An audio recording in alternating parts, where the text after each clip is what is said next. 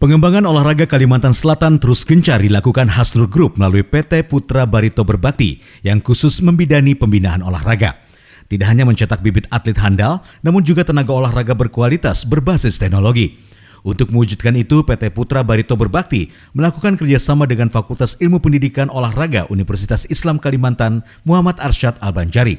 Kedua pihak menandatangani MOU pada Kamis sore di Gedung Uniska Jalan Adiaksa, Banjarmasin.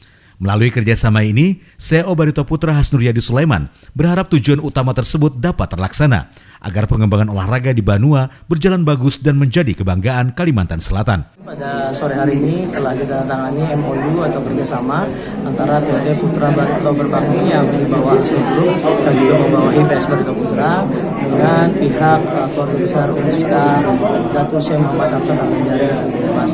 Mudah-mudahan MOU ini bisa menghasilkan apa yang kita harapkan, yaitu bermanfaat dan berkah, terutama untuk masyarakat Kalimantan Selatan yang kita cintai. Amin Allahumma amin.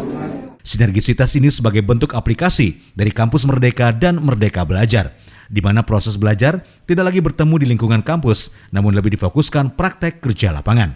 Ini merupakan langkah awal kami sesuai dengan program pemerintah yaitu Merdeka Belajar dan Kampus Merdeka. Dalam hal itu biasanya implementasi yang dilakukan oleh Tridharma maupun perguruan tinggi dalam penelitian dan pengabdian itu dilakukan dengan praktek dan secara teori di kampus, akan tetapi praktek itu dilakukan di lapangan. Nah, di lapangan ini kami sudah memerlukan dalam satu praktek yaitu persepak bolaan.